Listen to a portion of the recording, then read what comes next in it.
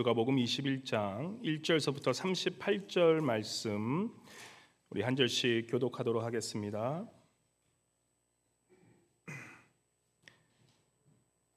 누가복음 21장 1절서부터 38절입니다.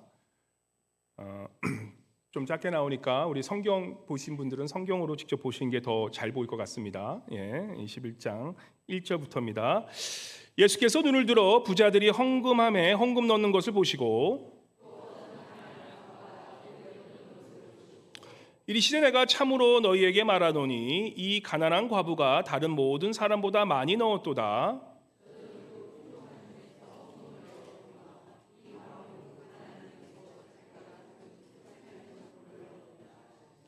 어떤 사람들이 성전을 가리켜 그 아름다운 돌과 헌물로 꾸민 것을 말하며 예수께서 이르시되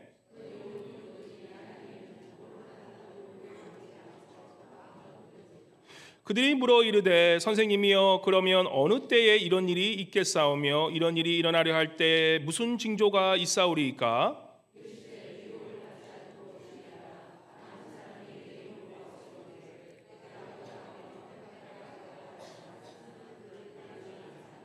난리와 소요의 소문을 들을 때 두려워하지 말라. 이 일이 먼저 있어야 하며 끝은 곧 되지 아니하리라.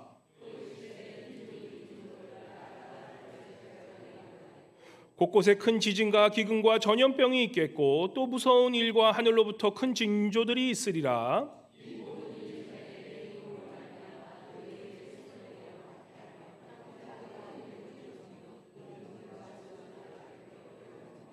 이 일이 도리어 너희에게 증거가 되리라. 내가 너희의 모든 대적이 능히 대항하거나 변박할 수 없는 구병과 지혜를 너희에게 주리라.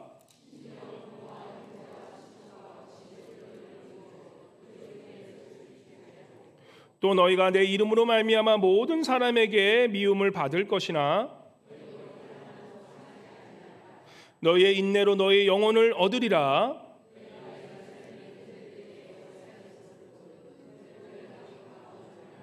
그때 유대에 있는 자들은 산으로 도망할 것이며 성내에 있는 자들은 나갈 것이며 촌에 있는 자들은 그리로 돌아가지 말지어다. 그날에는 아이벤 자들과 젖먹이는 자들에게 화가 있으리니 이는 땅에 큰 환난과 이 백성에게 진노가 있겠음이로다.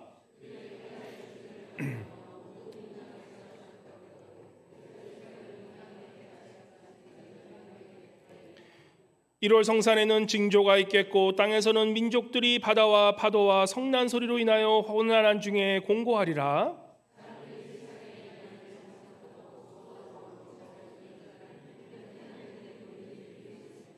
그때 사람들이 인자가 구름을 타고 능력과 큰 영광으로 오는 것을 보리라.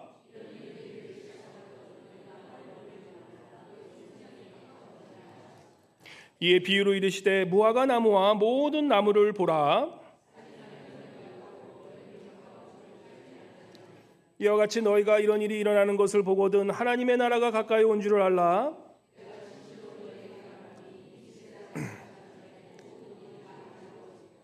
천지는 없어지겠으나 내 말은 없어지지 아니하리라.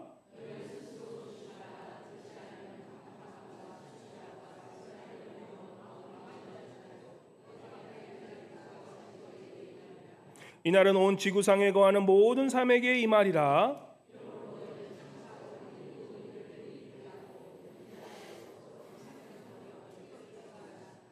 예수께서 낮에는 성전에서 가르치시고 밤에는 나가 감람원이라 하는 산에서 쉬시니 모든 백성이 그 말씀을 들으려고 이들 아침에 성전에 나아가더라. 아멘, 아멘. 우리 이 시간 임마누엘 성가대 나오셔서 존귀한 주 우리 왕 주님께 찬양 올려드리겠습니다.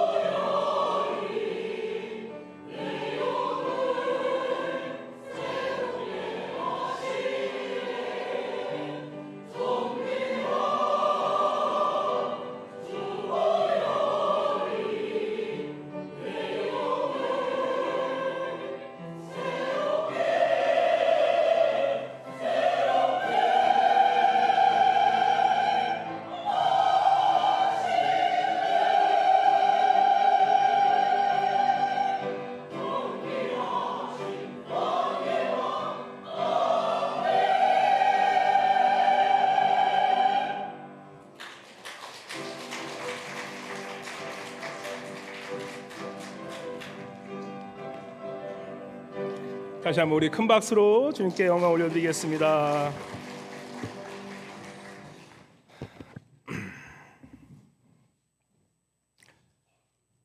할렐루야. 우리 한번 옆에 분 인사하실 때 활짝 웃으시면서 우리 한번 이렇게 인사해 볼까요?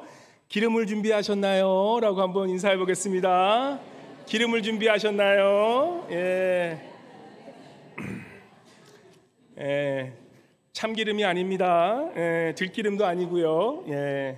우리 천국은 마치 등을 들고 나간 신랑을 맞아간 열처녀 같다니 그 우리 바로 주님이 오실 때 그 등불을 밝힐 그런 기름, 그 기름을 준비하는 그 뜻입니다. 그러면서 우리 한번 그러한 주님이 오실 날을 그 기름을 준비하는 그러한 마음으로 한번 뒤에 분에게 다시 한번 인사해 볼까요? 기름 준비하셨나요? 한번 인사해 보겠습니다. 기름 준비하셨나요? 아멘. 참기름만 준비하고 계시는 분들 다른 기름 꼭 준비하시기 바랍니다. 우리 오늘 그 기도할 때 그 읽어드린 그 말씀이 사도행전 1장의 말씀입니다. 사도행전 1장 10절에 보시면 우리 주님께서 약속하세요. 너희 가운데서 하늘로 올려지신 이 예수는 하늘로 가심 그대로 이 땅에 오시리라 그렇게 말씀하십니다. 재림신앙은 너무나 중요해요. 우리 여러분들 예수께서 다시 이 땅에 오실 것을 믿으십니까? 아멘, 아멘. 우리는 예수님께서 이 땅에 다시 오실 것을 믿고 그 약속을 믿고 살아가는 분들이 바로 크리스찬인의 삶이 되어야 된다는 것입니다. 마태복음과 마가복음에 보면 이러한 재림 신학에 대해서 똑같이 얘기하는 약속의 말씀을 얘기하는데 오늘 특별히 우리가 나누는 이 누가복음에서는 예수께서 재림하시는데 그 재림에 대한 초점이 조금 달라요. 이 초점이 뭐냐면 초점이 예수님이 오시는 것도 예고하신 거지만 그렇다면 우리는 어떠한 마음으로 준비하고 있어야 되냐라는 것에 초점을 맞춘 그러한 재림의 말씀입니다. 오늘 그 말씀이 그 말씀이에요. 그래서 오늘 한번 말씀을 잘 보시면 한번 8절과 9절 말씀 읽어볼까요? 예수님이 언제쯤 오시냐라고 했을 때 오늘 그 본문 말씀 8절과 9절 말씀 한번 틀어주시면 보여주시면 8절과 9절 말씀 한번 같이 읽겠습니다. 예수님이 언제 오시냐 한번 말씀해 주십니다. 읽겠습니다. 시작. 이르시되 미혹을 받지 않도록 주의하라. 많은 사람이 내 이름으로 와서 이르되 내가 그라하며 때가 가까이 왔다 하겠으나 그들을 따르지 말라. 9절 난리와 소요의 소문을 들을 때에 두려워하지 말라. 이 일이 먼저 있어야 돼 끝은 곧 되지 아니하니라. 그래서 이 마지막 때에는 뭐라고 하냐면 많은 사람들이 내가 예수 그리스도라고 하면서 그런 적그리스도 엔타이 크라이스트 그런 적그리스도가 나오면서 내가 메시아야라고 하는 그런 자들이 많이 나온다라는 거예요. 이단들이 수없이 많이 나와 사람들을 미혹한다는 말씀입니다. 그러면서 10절과 12절에 또 이제 다른 말씀하시는데 그러면 언제 때 오시냐라고 했을 때 10절, 11절, 12절 같이 읽어볼까요? 10절, 11절 같이 읽겠습니다. 또 이르시되 민족이 민족을 나라가 나라를 대적하여 일어나겠고 곳곳에 큰 지진과 기근과 전염병이 있겠고 또 무서운 일과 하늘로부터 큰 징조들이 있으리라. 이 모든 일이 전에 내 이름으로 말미암아 너에게 손을 대어 박해하며 희망과 속에 넘겨주며 임금들과 집검자들 앞에 끌어가려니와. 그래서 몇 가지 그러한 일들이 나오는데 뭐라 그럽니까? 전쟁이 난다 그래요. 민족과 민족이 나라가 나라를 대적한다 그럽니다. 뭐 요즘 시대죠. 우크라이나, 러시아, 이스라엘과 지금 중동 지역에 전쟁이 일어나죠. 지금 아시아 쪽에도 전쟁이 지금 긴박해 있죠. 전쟁이 일어나고 큰 지진이 온다 그럽니다. 전염병이 코비드 같은 그런 코로나 같은 전염병이 온대요. 그죠? 그리고 뭐라 그러냐면 예수 그리스도를 믿기만 하면 핍박을 당한다 그럽니다. 뭐 요즘 뭐 중국이나 북한, 이슬람권 핍박이 엄청 심하지 않습니까? 미국 저런 중동 지역이나 무슨 뭐 이런 이슬람 지역뿐만 아니라 사실 미국도 우리가 핍박받고 살아가는 거예요.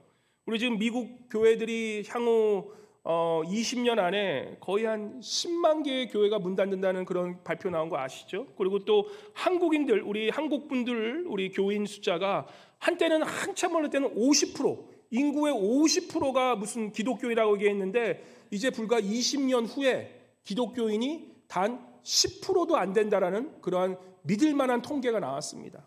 그 10% 안에는 어떻게 보면은 이단도 섞여 있고 정통 교인들이 아닌 그런 교인도 섞여 있는데 10%밖에 안 된다는 그러한 암담한 그러한 통계가 지금 이 수치가 나와 있다는 것입니다.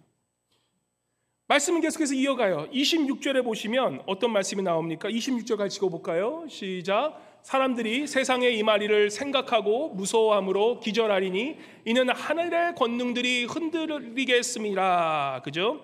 무슨 얘기 합니까? 사람들이 두려움에 붙잡힌대요. 두려움에 붙잡혀서 그런 일이 어떻게 저런 일이 있지? 지진과 기근과 전염병이 너무 나고 전쟁이 나니까 사람들이 두려움에 빠진다라는 거예요.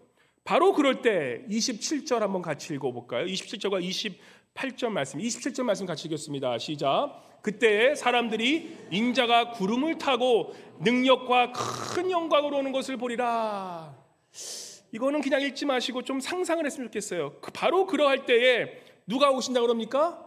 우리 예수 그리스도께서 그 하늘로 올라가신 그대로 그 이스라엘 사도행전에 나오는 그러한 이 유다 사람들에게 나온 그 예수 그리스도께서 이제는 그 마가의 다락방에서 그 모든 제자들에게 정말 그 임하셨던 그 성령 임하셨던 바로 그 전에 예수께서 하늘로 올라가실 때 그 모습 그대로 바로 예수님께서 그 하늘에 올라가신 그대로 이 땅에 구름을 타고 큰 영광과 능력으로 이 땅에 다시 내려오신다는 말씀입니다. 약속이세요.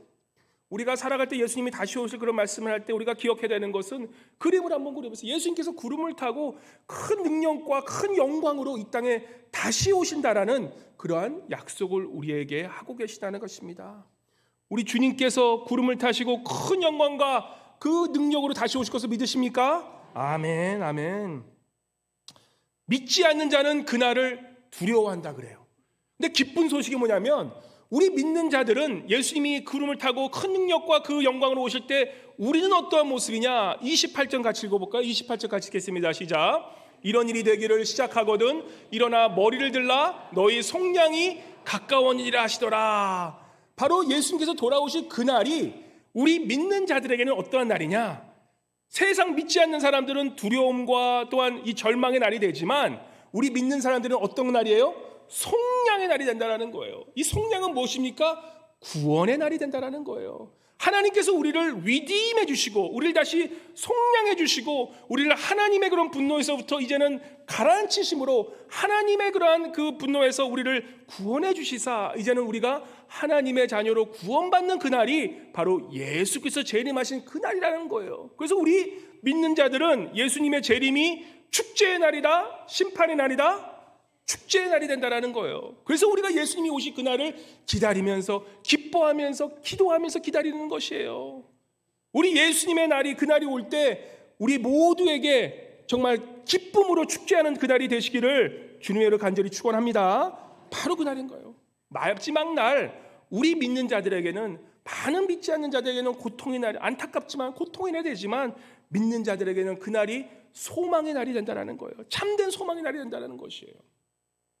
계속 말씀하시죠. 29절과 30절과 31절 주님께서 그 나라 하나님의 나라를 비유하면서 이렇게 말씀합니다. 그 재림의 날을 말씀하시면서 어떨 때 오냐라고 말씀하실 때 29절 같이 읽겠습니다. 시작. 이에 비유로 이르시되 무화과 나무와 모든 나무를 보라. 싹이 나면 너희가 보고 여림이 가까울 줄을 자연히 아나니 이와 같이 너희가 이런 일이 일어나는 것을 보거든 하나님의 나라가 가까이 온 줄을 알라. 그죠?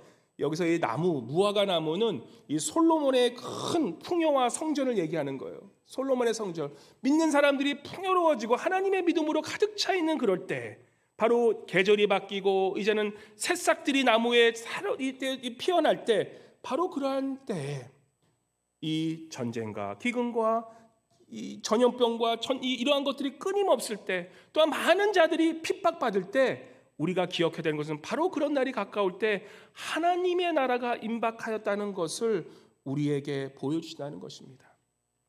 오늘 말씀을 통해서 사랑하는 성도님 여러분, 재림에 대해서 한 번도 생각하지 않은 분들, it's okay. 재림에 대해서 지금은 뭐 아멘 하셨지만 옆에 분이 아멘해가 나도 같이 아멘 했어요. 근데 재림에 대해서 한 번도 생각하지 않은 분들, 한 번 이 시간 정말 재림에 대해서 예수님께서 다시 오실 그날을 한번 깊이 생각하는 날이 되시고 혹시라도 잘못된 재림에 대한 신학을 갖고 계시는 분들이 계시다면 우리가 오늘 올바르고 건강한 재림, 올바르고 건강한 그 예수님을 기다리는 그런 자세가 어떠한 자세인지를 오늘 말씀을 통해 그렇게 배우고 깨닫는 지혜로운 성도님 되시기를 바랍니다. 우리 첫째로 우리가 이 재림에 대해 건강한 재림 신학을 갖는 것이 필요해요. 사실 기성교회 오래 다니신 분들, 뭐 대형교회, 뭐 이름 있는 교회들 다니신 분들 보면 목사님들이 재림에 대해 설교하는 거 저 많이 못 들어봤어요. 가끔 어떤 분들이 하세요. 근데 이 목사님들이 왜 재림에 대해서 많이 얘기를 안 하시냐? 특별히 복음서는 그렇게 재림에 대해서 많이 말씀하심에도 불구하고 예수님의 재림을 목사님들이 꺼리는 이유는 재림에 대한 얘기를 조금이라도 잘못하면 그게 이단 시비에 걸리기 때문에 목사님들이 이러한 재림에 대해서 많이 얘기를 안 하세요. 제가 현실적인 문제를 말씀드리는 거예요. 분명히 주님은 재림하신다는 말씀함에도 불구하고 목사님들이 재림에 대해 많이 이야기 못하는 이유, 우리 같은 경우는 이렇게 지금 강해 설교식으로 쭉 시리즈 설교를 하기 때문에 누가 보면 그게 걸리면, 그게 나오면 말씀하는 거예요. 이게 좋은 거예요. 내가 근데 목사님들이 선택권이 있어서 내가 오늘 이거 해야지 이거 해야 되면 거의 재림에 대한 설교는 피하고 가세요. 왜냐? 논란이 될 수가 있기 때문에. 요즘은 유튜브도 남고 다 남기 때문에 말하면 잘못했다가 나중에 이단 시비가 오기 때문에 그런 얘기를 안 하시는 거예요. 그 이유가 왜 그러냐? 아시다시피 우리 재림 신학의 잘못된 해석으로 지난 한국 교회는 사실 한 40년 동안에 이러한 재림에 대한, 그죠? 이 특별히 재림 얘기하면 많은 분들이 어떤 걸 얘기하냐면 생각하냐면 이 도피성적인, 그죠? 재림 하면은 이 시한부 종말론 탁 생각나면서 재림하면 나 이제 도망가서 혼자 살아야지, 이런 생각으로 먼저 생각이 든다는 이미지가, 그렇게 이미지가 온다라는 거예요. 90년대에 유행했던 우리 종말론 중에 마라나타, 뭐 미국에도 유명해서 마라나타 그런 단체 이런 데 보면 이 마라나타 같은 교회 이 뜻이 얼마나 좋습니까? 주여 어서 오시옵소서. 우리 찬양 것처럼 주여 어서 오시옵소서. 그 주님을 바라는 그러한 그 마라나타 교회. 근데 거기도 결국은 이단이었고, 신천지나 구원파들 이러한 이단들의 공통점이 뭐냐면 이 재림에 대한 이 시한부 종말론을 너무너무나 강조한다는 것에 있어요. 우리 앵커리지에도 제가 알아요. 이 몇몇 이상한 그런 교회들이 너무나 이런 예수님의 재림, 이 시한부 종말론을 막 강조하면서 있는 거 다 팔아버려, 뭐 가정도 다 파괴해, 가정도 다 버리고 빨리 와서 주님 내일 오시니까 이제 준비하며 살아라, 기도만 하고 살아, 이러한 교회들이 몇몇 있어요. 시한부 종말론이 시한론을 왜 이단들이 좋아하냐, 예수님의 재림을 그렇게 강조하면서 좋아하냐면요, 바로 그것은 우리 심리전에 있어요. 우리가 시간을 딱 정해서 시간이 없다라 그러면 우리 사람들은 어떡하냐, 강박관념에 사로잡혀요. 그러면서 이 두려움에 빠지게 되면 예수님이 정말 내일 오시면 어떡하지? 그렇게 되면서 두려움에 빠지게 되면 판단력이 흐려져요. 그럼 판단력이 흐려지면 어떻게 됩니까? 이런 이 사람들을 조정하기 좋아하는 이런 교주들이 그거를 딱 알아가지고 바로 사람의 심리를 이용해서 자기들이 원하는 걸 취하는 것이에요. 긴박한 상황을 이용해서 시간 없어, 빨리 해, 어떻게, 두려움에 빠지게 해서 결국에는 사람들로 하여금 잘못된 결정을 내리게 하는 거예요. 이 한국에서 끊임없이 지난 2000년도 밀레니엄을 전후해서 이러한 이 시한부 종말론이 너무나 많이 이 한국 교계를 흔들어 놓았습니다. 이장님이라는 그러한 그 교주 기억나실지 모르겠어요. 1992년 10월 28일 날짜를 딱 정해놨어요. 1992년 10월 28일 휴거한다고 그렇게 정해놓고 시한부 종말을 그때 아마 92년 그때쯤 아마 적어도 내 주변에 한 번 정도는 짐 다 싸놓고 애들 다 포기하고 산기도 기도원 올라가신 분들 한 명 정도는 알고 있을 거예요. 우리 미국에서도 그랬었어요. 근데 92년 10월 28일 되니까 어떻게 됩니까? 예수님이 내려오지 않으셨네. 그러니까 어떻게 해요? 내가 계시를 잘못 받았습니다. 올해 92년 12월 31일입니다 하고 했는데 12월 30일 되니까 어떻게 됩니까? 그때도 재림을 안 하시네. 그러니까 내가 계시가 조금 그때 아마 좀 머리가 아파서 좀 잘못 받았습니다. 내년일 거예요. 그래서 매해마다 내년 하다가 1999년 12월 31일 D-Day, 밀레니엄, 모든 이단들이 12월 31일 1999년에 주님께서 돌아오신다고 그랬는데 어떻게 됩니까? 아무 일도 없이 사라졌어요. 그러니까 그 사람들이 뭐라 그럽니까? 내가 잘못 들은 것 같습니다 라고 하고 그러고 그냥 넘어갔어요. 그런데 그 8년이라는 시간 동안 그 사람을 따랐던 많은 그러한 성도들은 인생이 다 망가져 버린 거예요. 요즘 얘기하는 신천지, 이만희 같은 그런 교주들도 뭘 강조하냐면 재림을 강조하는데 그 예수님이 재림하실 때 누구만 구원받냐? 신천지 들어온 사람만 구원받는다고 그래요. 이 레마송교회라고 있었어요. 이명범이라는 사람, 김기동 씨랑 귀신론 사상하는 사람. 이런 사람들은 뭐냐면 영혼과 육을 딱 분리해 놓고 너희들은 주님이 재림하시면 너희 영혼만 구원받기 때문에 너희는 지금 이 육체 있는 거 소유한 거 다 팔아버려. 다 쓸모없어. 다 나한테 가져와. 다 나한테 가져와. 그러고 나서 영혼만 구원받으면 된다 그러면서 그렇게 하면서 많은 사람들을 속이는 그런 미스들이 우리가 엉터리 주장을 하면서 이렇게 속인 것을 우리가 알게 됩니다. 이성우라는 말씀 보존학회 그 사람은 뭐라고 하냐면 킹 제임스 버전만이 영감된 유일한 하나님의 말씀을 주장하면서 한글 개혁 성경, 기존 교회에서 보는 한글 개혁 성경, NIV 버전 다 거짓말이야. 이 배교의 결정파냐 그러면서 킹 제임스 버전 아니면 다 이단이라고 그러면서 이 사람들을 이 현혹하는 그러한 이단에 빠진 그러한 이 사람들도 있었다는 것입니다. 칼빈주의 다 비성경적이야. 이단으로 자기들은 분리해버린 거예요. 지방교회, 위트니스리, 요즘에 이 지방교회가 많이 유행합니다. 이 교회들은 뭐냐면 하나님과 내가 혼접해서 이게 하나가 되어서 내가 마치 하나님이 되어야지만 구원받는다고 그렇게 가르쳐요. 기성교회는 다 타락했기 때문에 하나님의 계시대로 다 불태워주고 그렇게 가르쳐줘요. 우리가 잘 아는 안식교, 이 말씀을 드린 거는 분별하고 사시라고 말씀하는 거예요.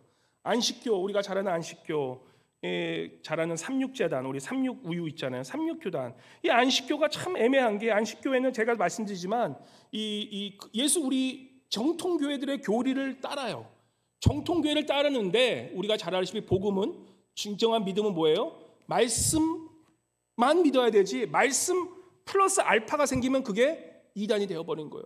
그들은 하나님의 교리, 삼위일체 이런 걸 다 얘기하는데도 불구하고 그들이 하나님 말씀 위에 또 붙여서 얘기하는 것이 뭐냐면 예수 재림 후에 천년설, 제7일 안식일, 그러니까 토요일만 예배지하는 거다. 채식주의, 이 돼지고기 먹으면 구원 못 받아. 영혼 멸절, 죽고 나서 영혼들은 다 사라지기 때문에 지옥도 없고 영혼들이 다 멸절되기 때문에 너희들은 이 세상 것만 다 하면 돼 이러면서 우리가 얘기했던 지난주에 얘기했던 사두개인의 그러한 이 전통을 많이 자기들의 교리에 집어넣는 것을 보게 된다는 것입니다. 영혼의 존재를 거기서는 또 부정해요. 어떤 데는 너무 영혼만 따지는 이쪽은 또 너무 영혼을 존중해서 내 몸이 너무나 거룩한 것이기 때문에 내 몸을 잘 하는 것이 그것이 거룩한 그러니 구원받는 길이라고 그렇게 가르친다는 거예요. 근데 이들의 가장 큰 문제가 뭐냐면 사실 이 안식교, 제7일 안식 예수 재림교가 어떻게 생겼냐면 이름도 재림교회라고 적혀 있어요. 예수 재림교가 왜 이단설이 많냐면 이 교회가 어떻게 생겼냐면 엘렌 화이트라는 17세 소녀의 예언이 있었어요. 그 소녀가 뭐라고 하냐면 1844년 10월 22일 이 10월 달이 조금 위험해요. 우리 지금 10월 달인데 이 10월 달이면 모든 그런 이상한 영들에 붙잡힌 사람들이 정말 그래요. 10월 달 되잖아요. 교회 전화 와요. 저희 교회 딱 전화 오면 그래도 좀 제가 받거든요. 받으면 뭐라 그럽니까? 조용히 있어요. 여보세요? 헬로 하면 뭐야? 딱 한마디 하세요. 내가 예수다 하고 딱 끊어버려요. 제가 2-3번 받았어요. 진짜로 2-3번. 10월 달이 약간 우리 알라스카는 좀 지금 추워질 테니까 이해해. 아마 여기도 좀 추운 데인가 봐. 그래서 10월 22일 1844년도에 예수께서 재림하고 그 시한부 종말을 따지면서 그래서 안식교가 생겨난 거예요. 그러면서 자기들이 그러한 원하는 그런 예수 재림 후 천년설 이런 것들을 얘기하면서 결국에는 그러한 이단적인 것으로 생겨나는데 지금은 많이 기독교 정통교를 맞는데 아직까지 거기 예수 그리스도 말씀에 또 자기 글을 붙여서 참 애매해. 거기는 이러한 일들이 왜 많이 생기냐? 사실은 요즘 우리 교인들이 제일 조심하셔야 될 것은 유튜브 많이 조심하셔야 돼요. 요즘은 유튜브 신학이 생겨버렸어요. 유튜브 신학, 그죠? 많은 젊은이들 물어보세요. 교회 다닙니까? 교회 다닌대. 어떤 교회 다닙니까? 유튜브 교회 다닌다고 그래요. 유튜브 교회. 위험해요. 이 유튜브의 알고리즘은 어떻습니까? 이 유튜브의 알고리즘은요. 그 유튜브에서 설교를 계속 찾잖아요. 그러면 유튜브는 걔네들 돈을 어떻게 봅니까? 계속 영상을 봐야지 돈 버는 거야. 그래야지 광고하는 거예요. 그래서 걔네들은 어떻게 하든지 인간의 그런 심리, 엄청난 가장 똑똑한 심리학자들이 그 회사에서 일하고 있어요. 심리학자를 동원해서 어떻게 하면 이 사람이 이 유튜브를 더 보고 더 볼까? 우리가 설교를 보면 설교안을 보면 거기 밑에 쫙 떠요. 알고리즘이 또 보고 하는데 그렇다면 우리의 뇌를 자극해서 더 내용이 자극적인 설교, 더 흥미로운 설교, 더 이 사람이 관심된 설교 가다 보면 어디로 빠진지 아십니까? 결국은 그것이 죄로 빠지게 돼요. 결국 음란으로 빠지게 돼요. 제 세대 정도 되시는 그런 우리 성도님들 기억나실 거예요. 인터넷이 처음 생겼을 때 1993년도 정도에 인터넷이 처음 나왔어요. 제가 1세대 인터넷 세대예요. 저는 아날로그와 디지털 세대를 같이 경험한 세대이기 때문에 둘 다 괜찮아요. 둘 다 좋아요. 근데 그 세대에 제가 대학교 1학년 때인가 그 인터넷이 처음으로 나왔을 때, 야후 그때 처음 나왔어요. 그때 그 당시에 90년도 초반 80년 후반 때 인터넷에 한 사람들은 죄송하지만 뭐 때문에 들어갈 줄 아십니까? 그 당시에 80년대 후반 90년대 초에 인터넷을 장악했던 모든 컨텐츠는 50% 이상이 뭐였을 것 같아요? 음란물이었어요. 음란물. 죄송하지만 포르노였어요. 알고리즘이 그렇게 된다고요. 그 모든 처음에 시작된 알고리즘이, 인터넷의 알고리즘이 바로 그런 음란물로 빠지는 거기 때문에 우리가 유튜브를 자주 보면서 내가 원하는 걸 찾다 보면 결국에는 그 끝에 가면 결국 죄악된 것으로 빠질 수밖에 없는 게 인터넷에 쓰여진 알고리즘을 정도는 알고 들으시고 알고 보시고 자녀들에게 대해서 유튜브나 이러한 인터넷을 너무 많이 보는 것을 자제시켜 준다는 것입니다. 앵커리지 우리 무료하잖아, 심심하잖아. 그러면은 하루 종일 유튜브 보시면 잘못된 내 고립된 생각에 빠져서 내가 보는 이 내용이 진짜인지 가짜인지도 모르고 듣다 보면 많은 그런 이단설들에 우리가 빠져서 그렇게 살 수도 있다는 것을 우리가 분별하고 살 수 있어야 되는 것이에요. 우리가 잘못된 재림 신학 피하려면 어떻게 되냐? 첫째로 제가 몇 가지만 짧게 얘기하고 넘어갈게요. 우리가 이러한 잘못된 재림 신학, 건강하지 못한 그러한 이러한 이 신학을 피하기 위해서는 첫 번째는 특별히 하나님과, 이거는 제가 한 게 아니라 요거는 이제 우리 이단을 퇴치하는 그러한 이 저명한 곳에서 이렇게 얘기해 주는 거예요. 그래서 이렇게 예방시키십시오라고 하는데, 첫 번째가 뭐냐면 하나님과 동격화된 그런 권세를 강조하는 그런 곳들 조심하라는 거예요. 마치 설교자가 하나님이 된 것처럼 하나님의 자리에서 설교하는 그런 종교단체는 조심하라는 거예요. 또 복음을 전하는 것 같은데 그 복음의 핵심인 예수 그리스도가 빠진, 알맹이가 빠진 그런 복음을 전하는 것들을 분별하고 들으시라는 것이에요. 시한부 인생, 시한부 그러한 예수님이 오실 것을 전하면서, 그러면서 계속해서 설교자 자신에게 의지하도록 만드는 것들을 분별할 수 있다는 것입니다. 그래서 이 은사주의 교회 좋아요. 은사는 필요한 거예요. 근데 은사주의 교회가 자칫 잘못하면 그 자신이 가진 그런 은사로 다른 사람을, 권위주의로 사람을 누리는 것, 종교의 영으로 사람을 잡는 것 조심하셔야 된다는 것이에요. 얼마 전에 제가 어떤 분이 책을 주고 가셨어요. 믿는 자의 권세라는 책이에요. 제가 그 저자를 좀 알아서 말씀드리고 저에게 주셨더라고요. 그래서 믿는 자의 권세라는 책, 그 책의 주요 내용은 물론 거기 나오는 내용이 80%는 맞아요. 근데 그 중요한 핵심 뭐냐면 거기에 우리가 마치 하나님이 되어서 하나님의 권세로 내가 하나님처럼 권세자로서 살 수 있다는 거예요. 그건 아니에요. 우리는 예수 그리스도의 이름으로, 예수 그리스도의 능력으로 우리가 부족한 저희가 하나님의 일을 하는 것이지, 내가 하나님처럼 되어서 그 권세로 하나님처럼 사역한다? 그거는 아니라는 거예요. 분별하실 수 있어야 되는 거예요. 우리는 정말 겸손한 자세로 정말 예수님께서 써주셔서 우리가 그거한 예수 그리스도의 이름의 능력으로 모든 그런 사역을 감당하는 것이지, 내가 하나님처럼 권세자가 돼서 내가 능력이 있어서 하게 되는 그 순간서부터 이상한 길로 빠지게 된다는 것을 기억하신다는 거예요. 권위주의적 그러한 영적 권세를 우리가 조심해야 된다는 거예요.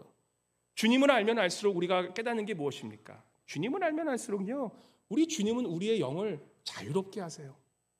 그 자유함 속에서 뭐예요? 예수 그리스도의 주신 그 십자가 사랑 때문에, 그 은혜 때문에 우리가 정말 그 은혜 안에서 감사하면서 주님 앞에 내가 정말 그런 기쁨으로 복음을 전하는 것이지, 이것이 마치 내가 능력이 있어서 내가 그러한 것들을 가져서 내가 나타나는 그 순간서부터 이상한 길로 빠질 수 있다는 것을 기억하시고, 또 설교자 또한 그러한 사람이 있다면 우리가 조심하고 들을 수 있는 것이 그런 영적인 분별력이 필요하다는 것이에요.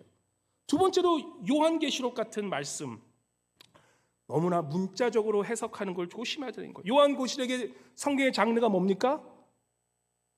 역사서입니까? 아니죠. 역사서라면 말씀의 통 하나 틀리지 않게 우리가 해석해야 돼요.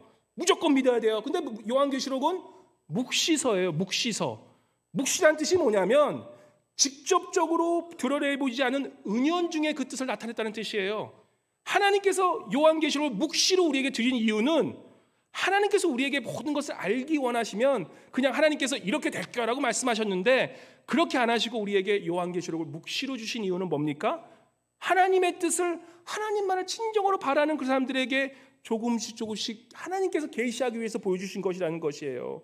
그래서 이 요한계시록을 너무나 이거다라고 단정짓는 그 순간서부터 문제가 생길 수 있다는 거예요. 우리가 잘 아는 이단 중에 여호와의 증인, 왕국회관, 그 사람들이 뭐라 그럽니까? 성별된 요한계시록에 나오는 14만 4천 명만이 구원받을 거야. 예수께서 재림하시면 너희는 14만 4천 명에 끼지 않으면 구원받지 않아. 멸망하고 저 지옥에 빠져버릴 거야. 14만 4천만 명은 누구한테만 구원받습니까? 어디 있어야지만 구원받아요? 여호와의 증인 그 단체에 속하지 않으면 너희는 구원받지 못해. 자꾸 그런 식으로 사람을 협박하고 혼란스럽게 두렵게 해서 결국은 쫓아갈 수밖에 없게 하는 거예요. 모든 이단은 두려움을 사용해서 하지만 우리 하나님은 뭐예요? 사랑을 통해서 우리에게 오시는데 그 두려움을 통해서 이렇게 이겨간다는 것입니다. 그들이 또 강조하는 게 뭡니까? 천년왕국을 엄청 강조해요. 천년왕국 강조하면서 세대주의적 해석으로 어떻게 합니까? 이 시한부 종말론을 이 7년 대환란과 문자적 천년왕국을 해석해서 그것이 마치 지구 종말이 이렇게 일어날 것을 좀 더 드라마틱하게 함으로 말미암아 사람들이 이러한 자신들의 그런 구원론에 빠질 수밖에 없도록 그렇게 계속 인도하고 한다는 거예요. 시한부 종말론은 이미 이단으로 규정됐어요. 누군가가 그죠? 이 시한부 종말론 자꾸 그것은 이단으로 규정됐지만 이 세대주의적 교회, 이 천년왕국 이런 것들은 아직까지 그런 게 확실하지 않기 때문에 우리가 그것을 너무 배타하면 안 되겠지만 너무 이것이다라고 하는 그러한 그 설교도 우리가 조심해서 구별해서 들을 수 있어야 된다는 것입니다. 왜냐하면 이런 것들을 너무나 많은 이단들이 사용하고 있기 때문에. 그래서 셋째로 시한부 또 종말론에 빠진 그러한 이 분들이 하는 것이 영과 육을 분리시켜요. 영지주의를 시켜요, 자꾸. 그래서 너의 영이 구원받기 때문에 육은 상관없어. 이 땅 거 다 쓸모없어. 그러니까 어떻게 합니까? 이 땅에 너 갖고 있는 집 팔아. 애들 필요 없어. 자녀, 남편 필요 없어. 가정 다 필요 없어. 그냥 너 영혼만 구원받으면 되니까 그렇게 어떻게 합니까? 결국은 도피신앙으로 몰아가요. 도피신앙으로. 그래서 자기들 거 다 팔면 그거 팔아서 누구한테 줍니까? 교주한테 좀 지들은 이렇게 부자서 지는 이러고 살아는 거예요. 한국의 제일 큰 복음주의 성령파 교회에서 얼마 전에 좀 이슈가 많이 됐어요. 한 몇십 년 전에 어떤 한 분이 이 영의 살에 잡혀서 천국과 지옥을 왔다 갔다 거리는 분이 계시대요. 그래서 그분을 가지고 그냥 며칠을 뭐 라이브로 막 하면서 천국에 가면 이렇고 지옥에 가면 이렇고 계속 그걸 보여줘요. 전 사실 그걸 보면서 좀 약간 한심했어요. 죄송하지만 그러한 모습들이 뭐 신과 우리 하나님과 영과 혼접돼서 천국을 왔다 갔다 그리고 지옥을 왔다 갔다 이걸 계속 보여주면서 이런 것들이 힌두교에도 그런 게 있어요. 네팔에 가보면요 5살짜리 이러한 아이들을 쿠마라라고 그래가지고 이 영이 신과 신접해서 자기가 모든 그런 영혼 세계에서 이렇게 움직이고 있다는 것을 보여줘요. 기독교에서 그런 걸 하고 있는 거예요. 우리가 잘 아셔야 되는 분별하셔야 되는 것은 성경은 내 영이 잘된과 같이 범사에 잘된다라는 그 뜻이 무엇인지 아십니까? 내 영이 잘된과 같이 우리의 영이 잘되면 뭐가예요? 뭐가 잘된다고 그래요? 범사, 우리의 에브리데이 라이프, 우리의 현실이 그 기도 생활과 함께 가야 된다는 것이에요. 우리의 영이 잘된다는 것은 뭐냐면 바로 우리의 현실 세계, 바로 우리의 에브리데이 그러한 생활 속에서 삶 속에서 그러한 영적인 것이 잘된 것 같이 우리의 삶 속에서 나타나는 것이에요. 그래서 우리의 삶과 영이 분리된 것은 그것은 우리가 분별해서 들을 수 있어야 된다는 것입니다. 네 번째는 아주 쉬워요. 예수님의 재림이 어느 날짜야 라고 하면 그건 뭡니까? 이건 다 죄송하지만 이건 다 아니에요. 아니오시다요. 베드로후서 3장 10절에 정확히 나오죠. 뭐라 합니까? 그러나 주의 날이 도둑과 같이 오리니 그날에는 하늘이 큰 소리로 떠나가고 물질이 뜨거운 불에 부어지고 땅과 그 중에 있는 모든 이 드러나리로다. 날짜 정확히 얘기하는 그런 단체에 있으면 거의 다 100% 그냥 듣지도 말고 나오세요 빨리. 마태복음 36절에 이렇게 됩니다. 그러나 그날과 그때는 아무도 모르나니 하늘의 천사들도 아들도 모르고 오직 누구만 아신다고요? 하나님 아버지만 아신대요. 하여튼 이렇게 말씀을 드리는데도 불과 10년 전에 저 어떤 미국에서 신학교에 있는 한 전도사가 한국 가가지고 몇 월 며칠에 인터넷으로 몇 월 며칠에 예수님 재림하신다니까 거기에 100만 명 이상이 그 뷰를 보고 거기서 예수님 그날 예수님 오신다고 기다리고 있는 사람들이 그렇게 줄을 섰다 그래요. 조심하셔야 돼요. 분별할 수 있어야 돼요. 우리가 분별하는 신앙을 가졌는데 신앙인들 중에 두 가지 종류가 있어요. 제가 보는 게 두 부류가 있는데 어떤 부류가 있냐? 첫 번째, 너무나 현실만 가지고 땅만 보고 사시는 분들 주위에 많으세요. 그죠? 너무나 내 현실만 바라보는 거야. 너무나 내 땅만 바라보면서 그러고 사시는 분들은 죄송하지만 하늘 좀 보고 사세요. 하나님만 보고 사세요. 재림, 예수님이 오실 그날을 좀 기다리며 사세요. 영의 세에 너무 무지한 것도 그것도 이게 좋지 않습니다. 우리 하나님의 성령을 안다면 영의 세계도 깨달을 수 있어야 돼요.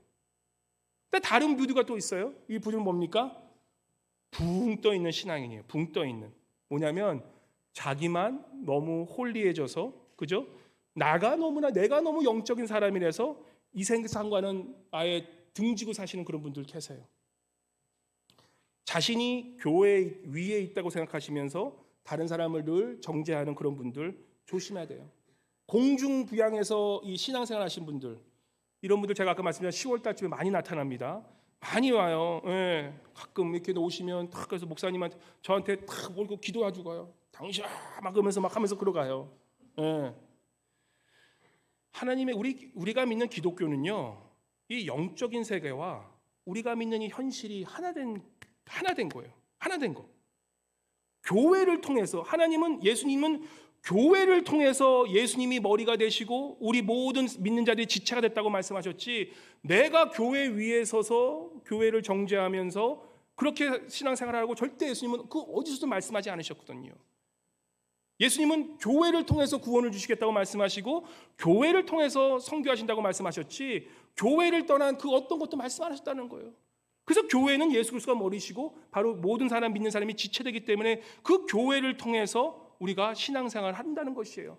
근데 요즘에는 교회를 초월한 내가 교회다라고 신앙생활하는 너무나 많은 성도들이 많기 때문에 우리가 조심해야 된다는 것이에요. 절대 혼자로는 참된 믿음을 가질 수 없다는 걸 우리가 아셔야 돼요. 영이신 하나님께서 이 땅에 예수 그리스도께서 몸을 입고 오셨습니다. 그걸 뭐라 그러죠? 성육신 하셨다라고 얘기해요. 영이신 하나님이신 우리 예수 그리스도, 아들 예수 그리스도께서 이 땅에 육신으로 오셨다면 그게 우리 주님의 영성이세요. 우리 예수님은 하나님인 영이심에도 불구하고 이 땅에 인간의 몸으로 이 땅에 오셨다라는 거예요. 그것이 영성이다라고 말씀하시는 거예요. 우리가 영성이 있다라는 것은, 그죠? 내 삶은 엉망이 됐고 내 가정도 엉망이 돼버린 상황에서 그저 하나님만을 바라보며 하나님만 할렐루야, 그게 하나님께서 원하시는 영성이 아니라는 거예요. 진짜 영성이 있는 영성이 뭔지 아십니까? 집에서 열심히 기도하시고 우리 권사님들은 빨리 집에 가셔서 남편들 밥 해주세요. 그게 영성이에요. 그게 진짜 영성이에요. 우리 남편님들은 교회에서 열심히 기도하시고 집에 가셔서 아내들에게 설거지 해주세요. 청소해 주세요. 그게 영성이에요. 땅으로 좀 내려오셔야 돼요. 땅으로.